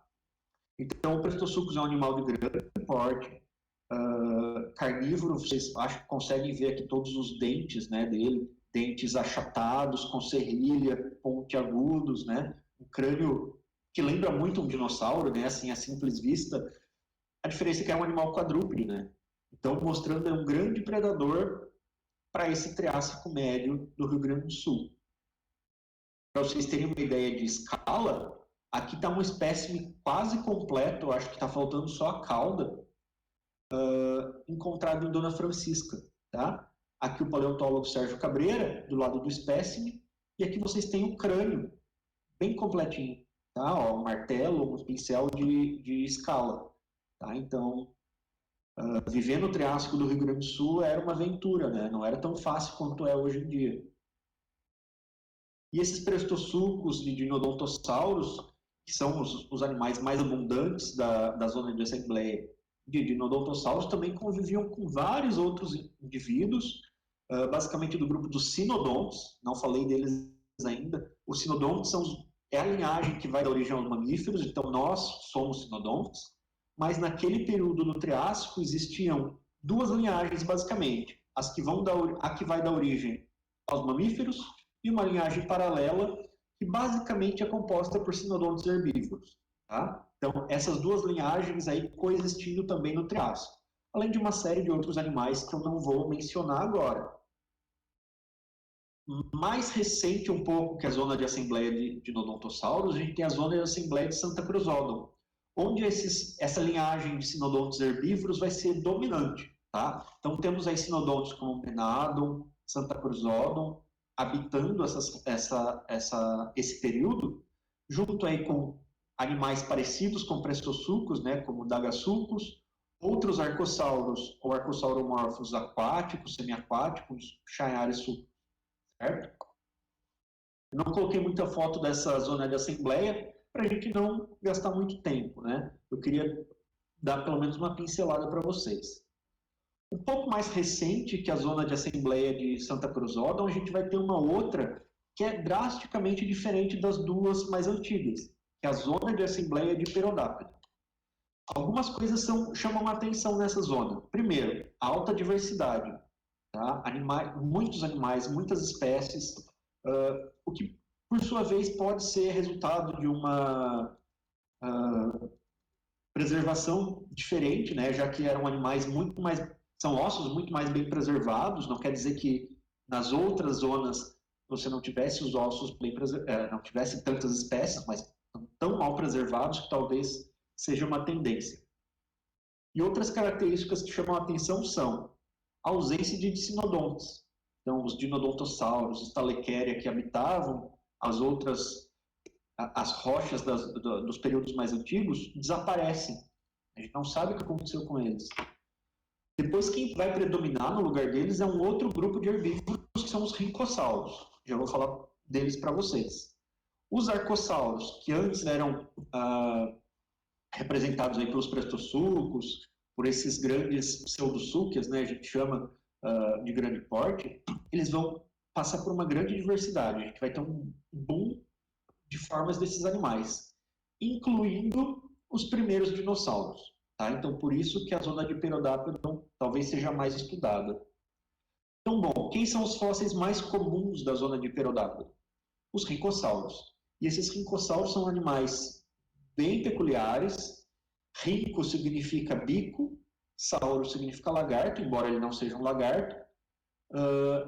E eram animais aí basicamente quadrúpedes com bico, herbívoros, tá? Esse bico era formado de osso, então muito provavelmente esse biquinho aqui que vocês veem na reconstrução era o osso do animal exposto. Os dentes deles eram bem pequenos e completamente desgastados conforme o tempo passava, tá? Enfim, a gente tem dois gêneros e mais de 2 espécies de rincossauros aí para essa zona, que são o próprio Pterodactylon e o Teiumbaetá, que são, só para contextualizar, arcossauromorfos, tá? Então, até então, a zona de Dinodontossauro e a zona de Santacruzódon eram dominadas por sinápsidos, dominadas no sentido de abundância, né? Os animais mais abundantes eram os sinápsidos. Agora, os mais abundantes são os rincossauros, ou arcossauromorfos. Outros arcossauromorfos mais próximos dos arcossauros, ou até dentro dos arcossauros, são os aetossauros, que são arcossauros herbívoros, cheio de plaquinhas no dorso, no pescoço, na cauda, às vezes até na região ventral do corpo, por cima dos membros, dentes bem simples, né, indicando animais herbívoros, e outros arcossauros já carnívoros, com dentes pontiagudos, uma mordida muito forte, tá? Então, todos habitando essa fauna e, então, passando por essa grande diversificação dos arcossauromorfos. Mas também não quer dizer que os sinodontes desapareceram. Primeiro, nós temos aí os sinodontes herbívoros, que eram daquela linhagem que eu falei para vocês, paralela à linhagem mamaliana. Temos aí o Exeretodon e os Cirrusinatus, que são muito abundantes também, tá? E depois temos sinodontes carnívoros, que são da linhagem mamaliana, como o Trucidosynodon, que é esse da figura, basicamente completo, né? Que são... Essa linhagem é basicamente de sinodontes carnívoros, embora depois ela dê origem a formas herbívoras também. E por fim a gente tem a linhagem dos dinossauros, tá? Que vai surgir pela primeira vez nesse momento, pelo menos na América do Sul. O que a gente vai ter? Aqui está a árvore dos dinossauros, tá? Aquelas formas antes de dinossauros, ou seja, é da linhagem dos dinossauros, mas não cai dentro do grupo dos dinossauros, a gente vai chamar eles de dinossauromorfos, não dinossauros, né? Porque todos eles são dinossauromorfos. Todos eles são dinossauromorfos, mas eles não são do grupo dos dinossauros, tá? Dentre esses dinossauromorfos não dinossauros, a gente tem 2 grupos, basicamente. Os lagerpetídeos e os silesaurídeos, certo? E depois temos os dinossauros. Os dinossauros, eles são subdivididos em 2 grupos. Os ornitísquios, todos herbívoros, e depois os saurísquios, que são divididos em terópodes, aqueles bípedes carnívoros, tipo T-Rex, e os sauropodomorfos, que são os pescoçudos, né, os saurópodes, e as formas relacionadas, tá? E aí a gente tem um grupo bem estranho aqui na base desse saurísquia, que é o que a gente chama de Herrerasauridae. Vamos ver eles então. No Rio Grande do Sul, a gente vai ter 2 formas de dinossauromorfos não dinossauro. Uma delas é o Exalerpedon, um animal bem pequenininho, que é do grupo dos Lagerpetídeos, e o outro é o Sacisaurus, que é o Silesaurídeo, herbívoro também, um pouco maior, e o nome Sacisaurus justamente fazendo referência à nossa lenda do Saci, porque foi encontrado diversos, não me lembro o número agora, mas diversos fêmures de uma única pata, e um da outra, né? Então, para fazer essa brincadeira com o Saci, batizaram ele de Sacisauro.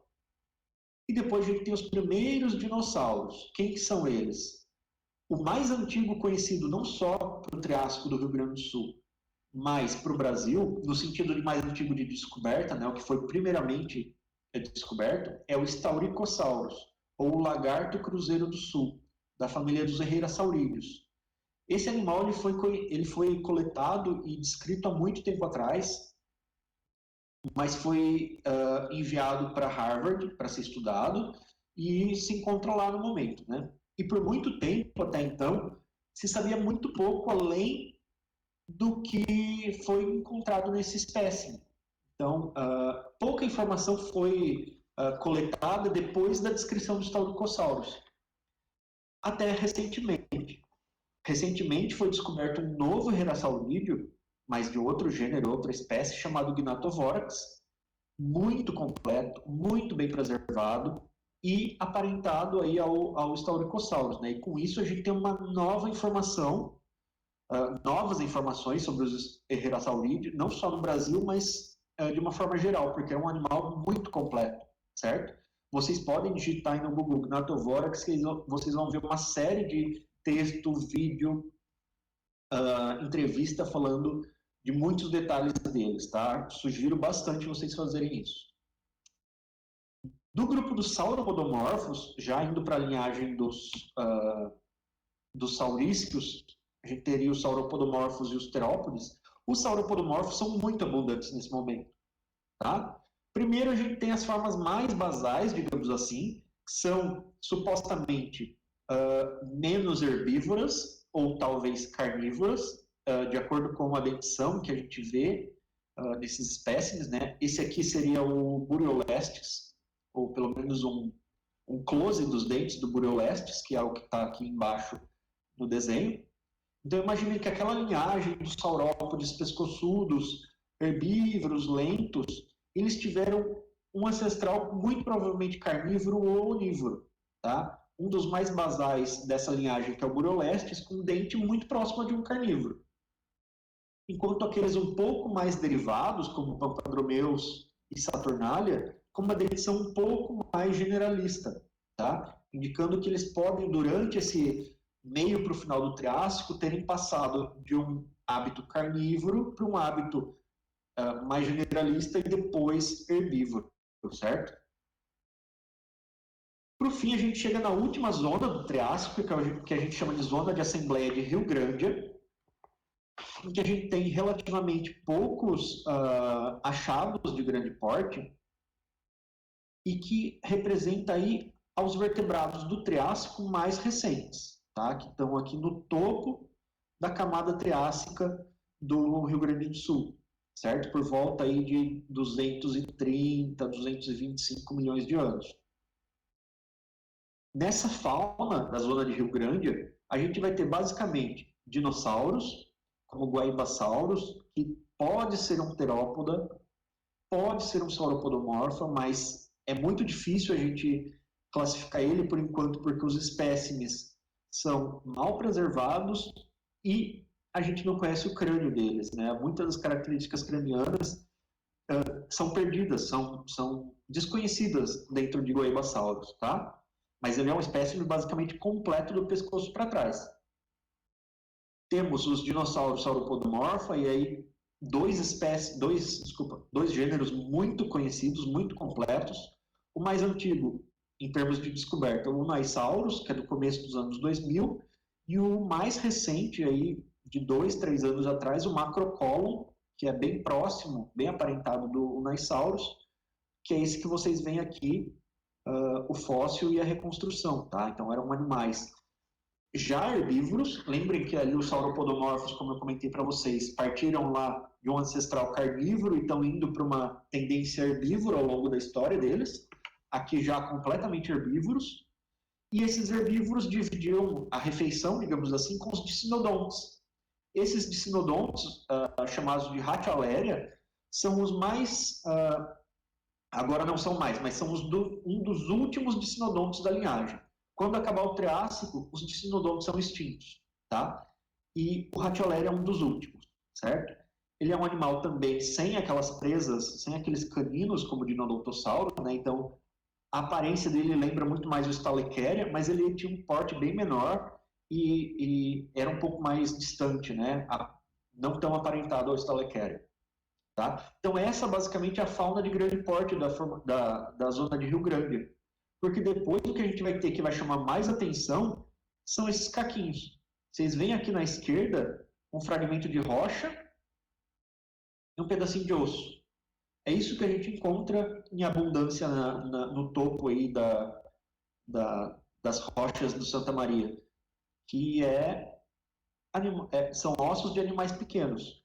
Depois que a gente prepara e limpa toda essa rocha aqui, a gente encontra isso aqui. Vocês veem aqui a escala é uma mão, tá? Tá uma pessoa aqui com uma mão e 2 crânios. Esses crânios são dos sinodontes, tá?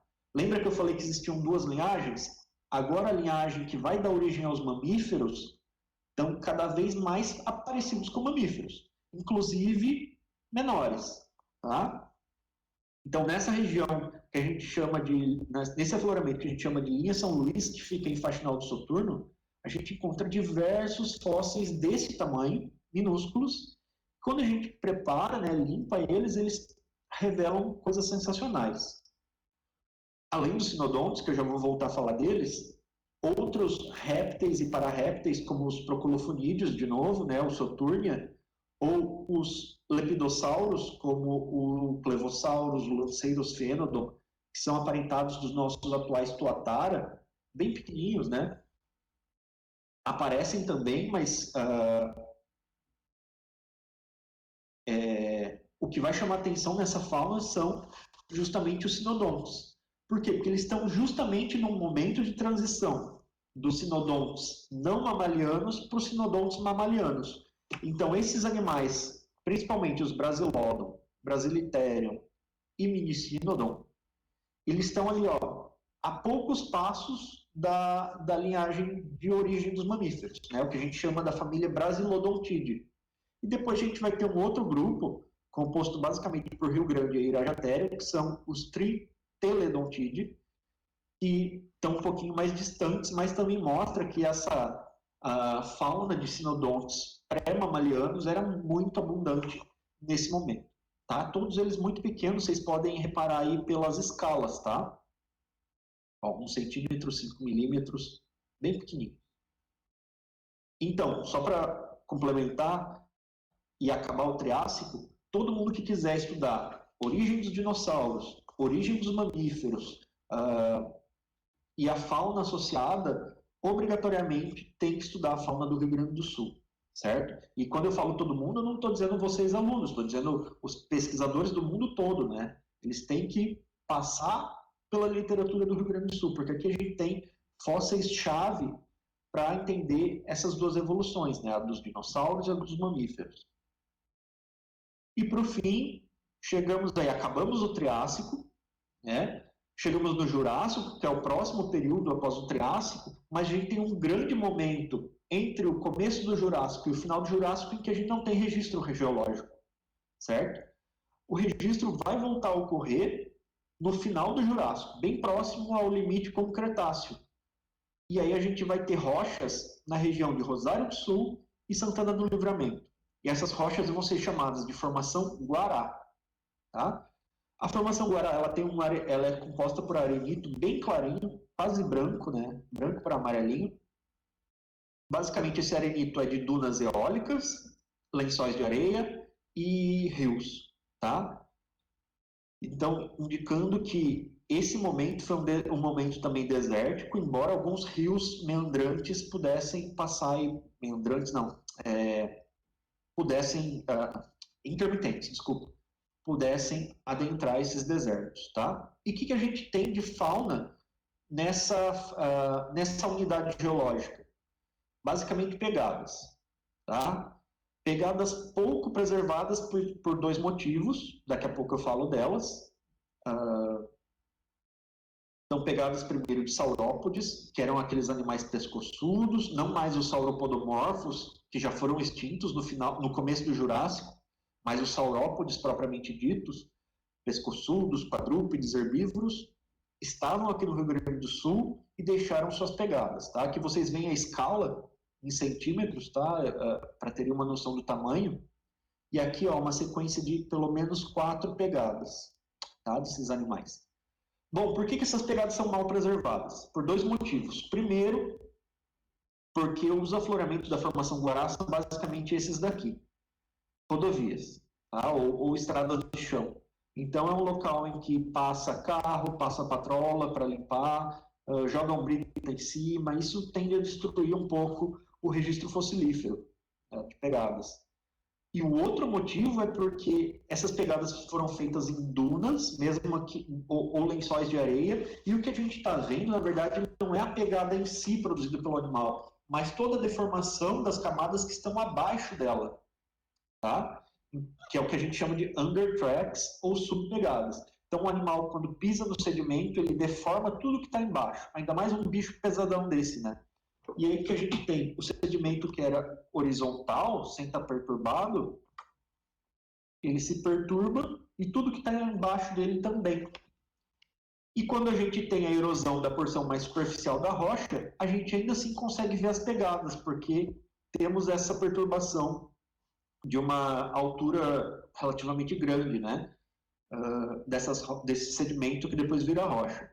Então, é por isso, basicamente, que a gente tem pegadas mal preservadas na formação Guará, mas o suficiente para a gente tirar medidas, por exemplo, estimar tamanho, identificar ali o grupo em que esses animais pertenceram.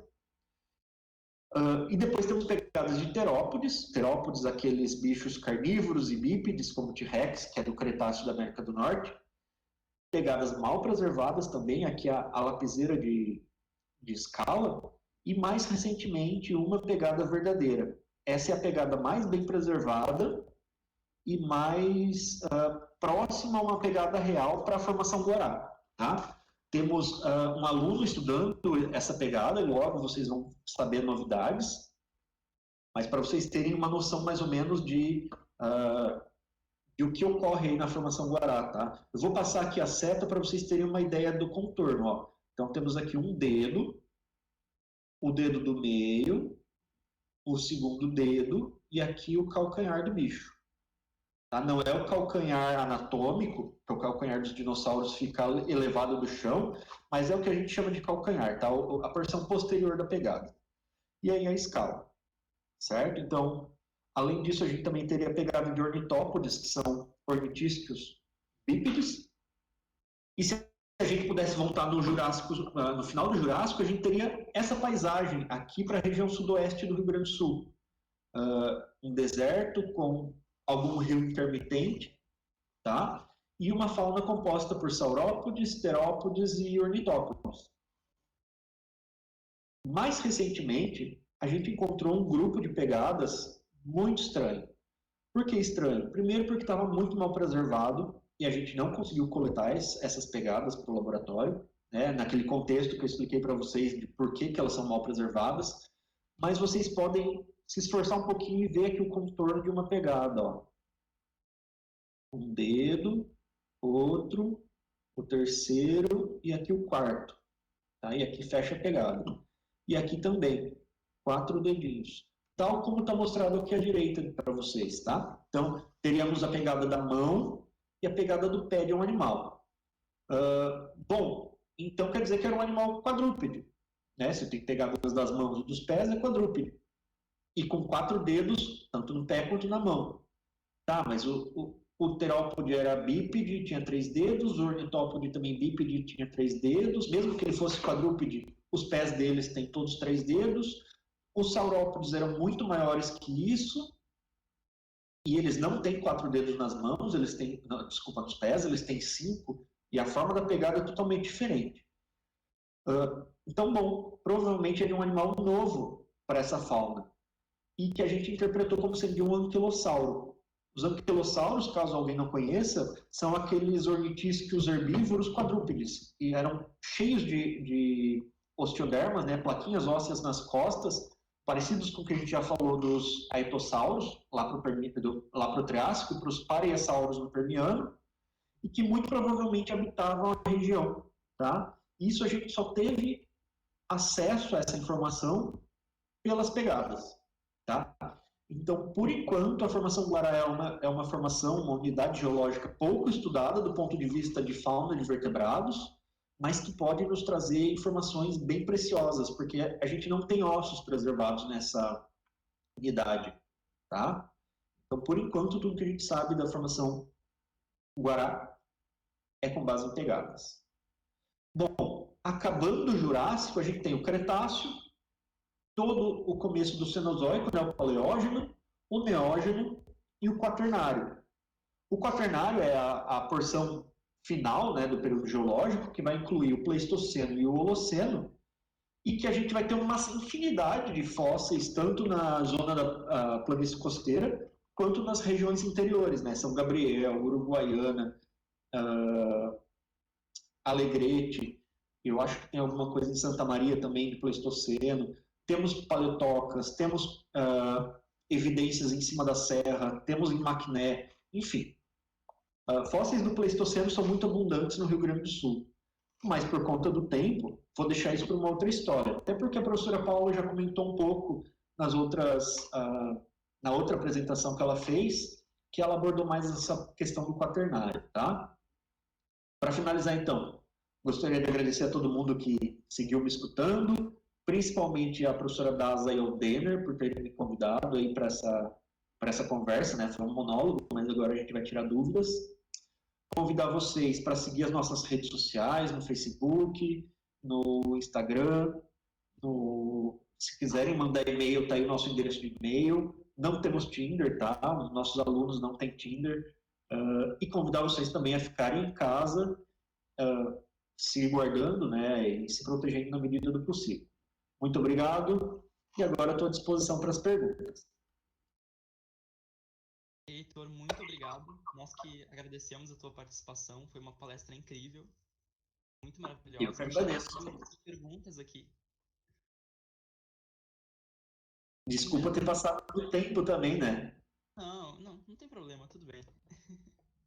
Agora online a gente não tem tanta essa limitação, né? É que às vezes as pessoas perdem, são tantas lives hoje em dia, né? Sim. Denner, o que você prefere que eu feche o compartilhamento? Pode fechar, porque eu acredito que a professora Daza vai colocar uma imagem aqui agora pra gente, né? Tá. Então, pessoal, quem ainda não fez uma pergunta, quem tem uma dúvida, pode mandar aqui no bate-papo pra gente. A gente já recebeu algumas, Heitor, eu vou ler aqui a primeira. Certo. A pergunta foi feita pelo Mário. Como houve a reconstrução do animal inteiro apenas por esse fragmento? Se não me engano, ele estava se referindo ao fóssil que tu mostrou antes de falar do Provelosaurus. Vamos ver que eu tenho que abrir aqui para ver quem que eu falei antes do Provelosaurus. Os anfíbios, será?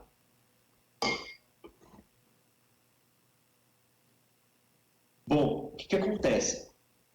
Quando a gente encontra um fragmento de fóssil, primeiro a gente vai reconstruir o animal com base naquilo que a gente vê. Eu sei que ele tinha um focinho comprido. Estou falando do anfíbio porque eu entendi que é ele que ele quis dizer.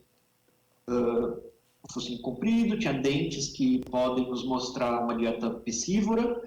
E depois o resto do corpo a gente vai tentar reconstruir com base nos parentes mais próximos desse indivíduo que eu encontrei. Então, por exemplo, eu não tenho a espécie X, eu tenho a espécie X que eu descobri que não é completa. Aí eu vou pegar a espécie mais próxima, a Y. Ela tem algumas partes a mais. Então, daí eu já consigo reconstruir um pouco melhor. Aí, mais próximos da XY, a Z, que vão ter outras características. Então, eu vou reconstruindo com base nisso. Óbvio que à medida que eu vou pegando a minha espécie X original, encontrando mais indivíduos com mais características que eu possa atribuir a esse indivíduo ou essa espécie sem maiores problemas, eu posso ir mudando essa reconstrução. Então, por exemplo, cor, formato do corpo, do tecido mole, se o olho era preto, se o olho era verde, se ele tinha escamas, que cor eram as escamas. Essa parte mais dos tecidos moles é tudo reconstrução da cabeça do artista, tá? Mas, por exemplo, número de dedos, postura, isso a gente vai vendo nas espécies que são mais aparentadas àquela original. Mesmo que ela seja fragmentária, eu parto para comparar com aquelas mais próximas. e que são mais completas, óbvio. Certinho. A gente recebeu aqui uma pergunta anônima também. Há alguma possibilidade de errarmos na hora de montar um organismo por ele poder se desarticular?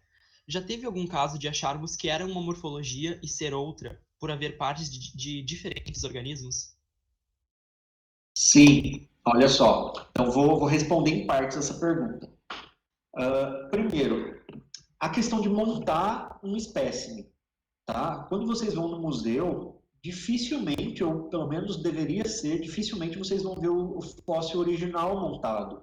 Por quê? Porque ele pode se quebrar, porque ele tomando luz, tomando diferença de temperatura, de umidade, isso vai deteriorando o fóssil.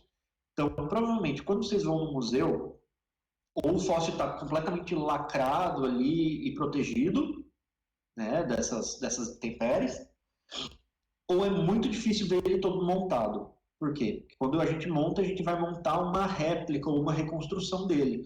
Então, por exemplo, eu vou dar um exemplo aqui para vocês.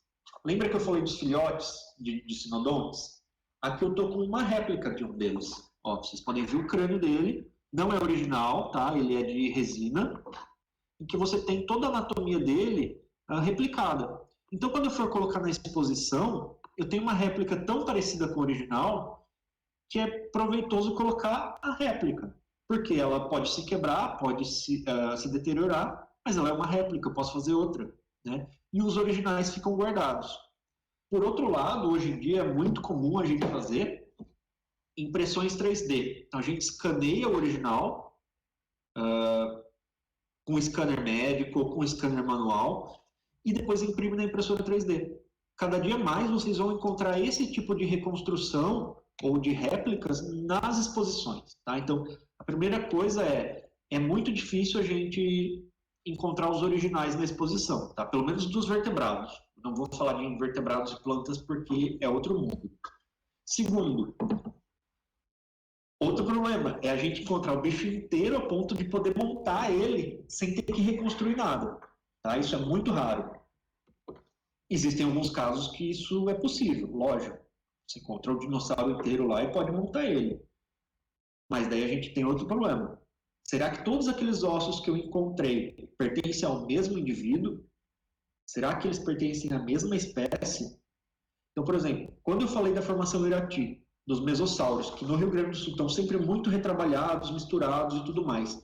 Imaginem que daí eu resolvo montar um mesossauro com base no que eu encontrei. Como que eu sei o número de vértebras dele, se as vértebras estão todas isoladas? Como que eu sei se uma vértebra está na porção inicial do tronco ou mais final? Né? Então é muito complicado querer montar espécimes inteiros sem você encontrar ele inteiro. Tá? A não ser que já seja uma espécie que você já conheça bem a anatomia e tal. Vou citar um exemplo do que aconteceu com um dos maiores paleontólogos da história, que foi o Cope. Tá? Lá nos anos 1800 e qualquer coisa, existiu o que a gente chama na paleontologia de Guerra dos Ossos, onde lá nos Estados Unidos, dois grandes pesquisadores, eles competiam por quem coletava mais dinossauros, quem coletava o melhor dinossauro e tudo mais. Eles eram o Marsh e o Cope. Tá? Eles eram rivais, um não suportava o outro. Agora eu posso estar misturando quem é um que é outro, mas enfim, um deles encontrou um fóssil de um réptil marinho com um pescoço bem comprido, certo? Um ictiosauro. E foi mostrar para o outro. E o que o outro fez? Para poder descredenciar o primeiro, pegou o crânio e montou na cauda. E, lógico, a cauda comprida, o pescoço comprido, e o bicho ficou montado com o crânio na ponta da cauda. E aí ele disse, olha lá, o fulano, eu posso estar confundindo um com o outro, mas vamos supor, o Cope disse, ó, o Marsh não sabe nem montar um esqueleto, colocou a cabeça no rabo dele, quando na verdade foi uma pegadinha, assim, só para poder descredenciar ele. Eu acho que um dos meninos aí da URBS pode comentar nos comentários se eu falei Cope Marsh certo, quem foi que fez o quê. Mas foi isso. Quando estavam descobrindo os bichos, se montava eles, né? Até para mostrar para a sociedade. E aí você cai nesse tipo de erro. né? Porque são animais que a gente não tem atualmente viventes, né? Então você pode colocar... vou dar mais um exemplo. Eu sei que o tempo está acabando, mas existe um dinossauro, um dos primeiros que foi descoberto, chamado Iguanodon, tá? E junto com o esqueleto dele foi encontrado um espinho. Ele era um espinho meio triangular, assim, tá? E a pessoa que descobriu falou, onde ficava esse espinho, né? O espinho era um osso, né? Um osso na forma de espinho. Onde que ficava esse espinho? Ele pegou e grudou no meio da cabeça do bicho. Falou, é um chifre, né? Com o passar do tempo, se descobriu novos indivíduos e aí viram que, na verdade, aquele espinho era o polegar dele, que era uma única falange formando um polegar. Tá? Então, ele tinha os outros dedos móveis, mas o dedão, digamos assim, era imóvel na forma de espinho, para se defender, para pegar planta, enfim. Mas a primeira reconstrução, a primeira montagem foi com o chifrinho. Podem digitar Iguanodon aí no Google, que vocês vão achar de tudo, inclusive esse com o chifrinho.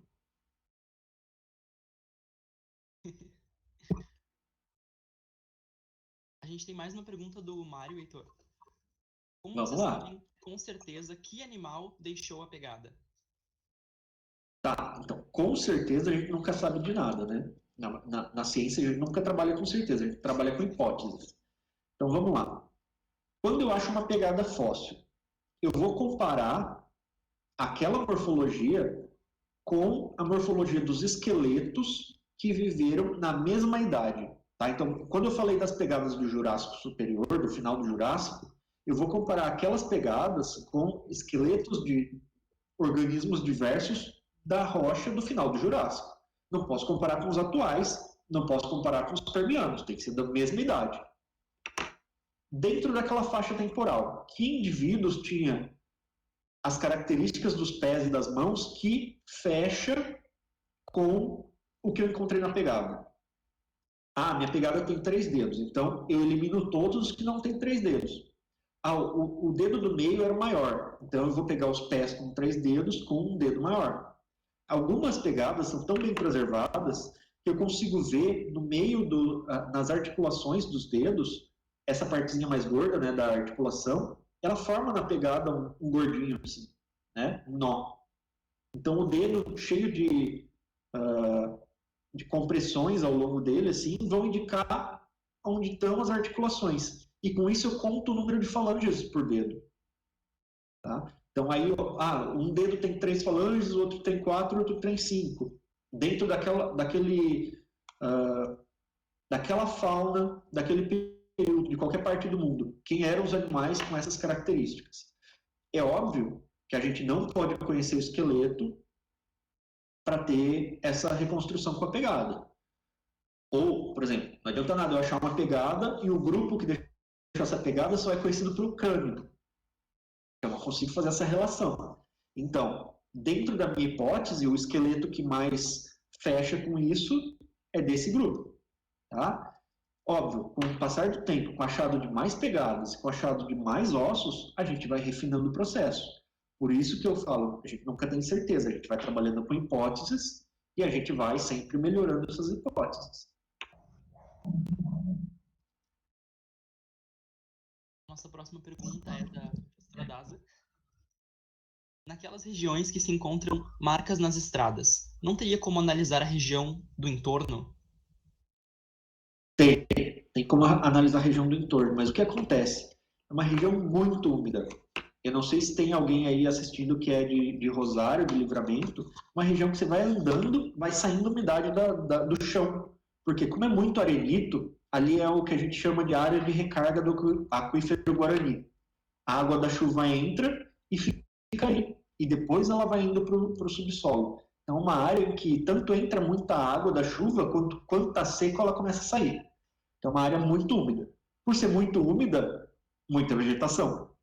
Então, as áreas que seriam os afloramentos são áreas que foram abertas naturalmente. Então, uma estrada, um açude recém-aberto, que com o passar dos anos vai sendo tomado pela vegetação de novo. Tá? Então, como é uma área também cheia de fazenda, uma área rural, é muito difícil ter uma obra que a gente possa acompanhar. Né? E quando tem essa obra, logo ela já é tomada de vegetação. Tá? Então, basicamente, o que a gente tem de rocha exposta ali na região é estrada, é rua. O problema mais é esse, né? Aquela pegada bem preservada que eu mostrei para vocês foi encontrada pelo Francesco, que está nos assistindo, numa saída de campo que a gente fez debaixo de chuva, e ele achou dentro basicamente de um rio. O rio que cortou a rocha ali momentaneamente e a pegada apareceu. Demos muita sorte, porque mais alguns dias o rio ia erodir, estava chovendo, então a quantidade de água vertendo era grande. E se a gente chegasse um pouco antes, não ia estar exposta, se a gente chegasse um pouco depois, já teria sido destruído. Então a gente trabalha com essas coisas muito de sorte, né, nesse caso. Sim. A próxima pergunta foi feita pelo Fernando. Tem algum motivo anatômico, fisiológico, para que as patas dianteiras sejam menores que as traseiras? Eu acho que ele está falando no caso dos dinossauros. Acredito que sim. Será? Porque eu mostrei as pegadas. Fernando. Olha, não tem motivo nenhum. Até porque alguns animais, raros animais, as mãos são maiores que os pés. Tá? Ele tem razão, a grande maioria os pés são maiores que as mãos. Mas isso tem a ver com a posição do centro de gravidade do bicho. Então tá, vamos excluir todo mundo que é bípede, porque daí eu não consigo ter peso sobre as mãos, né? Então excluo as aves, excluo os humanos, excluo os terópodes. Vamos ficar com os quadrúpedes. O tamanho da mão e o tamanho do pé vai ter a ver com postura e modo de locomoção, tá? Então, dependendo da postura e do modo de locomoção, ele vai ter que fazer mais força com o membro anterior, mais força com o membro posterior. E aí isso vai delimitar a forma e tamanho desses membros, membros incluindo as mãos e os pés. Agora, se eu tenho um bicho que cava, geralmente os animais que cavam, tipo topeira, tatu, eles vão ter mãos muito grandes em comparação com os pés. Até o tamanho do ar, se for ver. Tá? Enquanto animais mais que apostam mais na velocidade, que são mais rápidos, tipo artiodáctilos, carnívoros, né, tipo cachorro, felinos, eles vão tender a ter mãos e pés pequenos em proporção ao resto do corpo, mas muito parecidos. Então pode ver um cervo, tem um pezinho de nada perto do tamanho dele, e o pé é do mesmo tamanho da mão. Mesma coisa um canídeo, um lobo, uma onça, né? Tudo isso, então, vai depender muito do modo de vida do bicho. Por enquanto, a gente recebeu essas perguntas. Se a gente tiver mais alguma, pessoal, pode mandar aqui no chat. Vários elogios, Heitor. O pessoal adorou a apresentação. Obrigado, obrigado. Eu que agradeço a todos que ficaram aí. Aproveitando, eu sempre aproveito esse momento que as perguntas possam ir surgindo, Heitor, para agradecer, né, a participação do palestrante. Então, mais uma vez, te agradecer profundamente. Foi uma tarde de muita aprendizagem, né? Os comentários também mostraram isso para a gente ali. E agradecer, né, a ti principalmente, aos que puderam estar conosco nessa tarde, e agradecer à equipe do Café Consciência, né, que se mostra no rosto do Denner quase toda semana para nós, né, Denner? Mas que nos bastidores temos ali a Ju, a Larissa e o Fernando também nos apoiando para que as coisas aconteçam, né? Então, hoje estamos numa expectativa um pouco maior, porque eu que estou como administradora da filmagem, da gravação, então tomara que tenha dado tudo certo, né, meninos? E agradecer, então, a presença de todos, né? E foi uma tarde muito, muito construtiva mesmo, assim. Aprendi muito. E bom, agradeço o convite e parabenizo vocês na figura do Denner e da DASA, né? Acho que o trabalho de vocês é fantástico. Eu estava falando antes de começar a palestra para o Denner que eu acho que no Rio Grande do Sul o melhor canal assim de conversas científicas é o do Café Consciência. É lógico que a gente vê coisas no Nordeste, no Rio de Janeiro, em São Paulo, mas que aqui no Rio Grande do Sul, na minha timeline, só dominam vocês, né? Então, parabéns pelo trabalho, sigam fazendo isso. Na medida do possível, a gente vai colaborar. O Denner me conhece de muito tempo, né? Pode contar comigo, pode contar com a Paula, pode contar com os meus alunos que estão todos ali olhando, ó. Vamos colocar eles para falar também. Ó, tem a Sharon, tem o Thiago Carlos Bino, tem a Vitória Machado para falar de coprólitos, tem o Perfeito. Jossano lá, Jossano da UFSM, pode vir falar também. A Gi, vem falar de quinofósseis.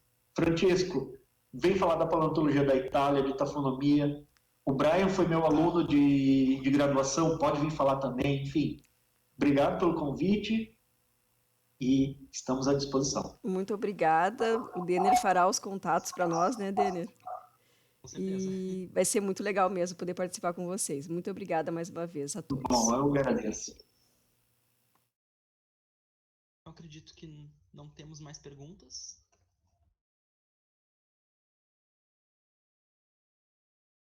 A gente já pode ir encerrando. Daza, tu conseguiu? Tu download certinho? Ok, então.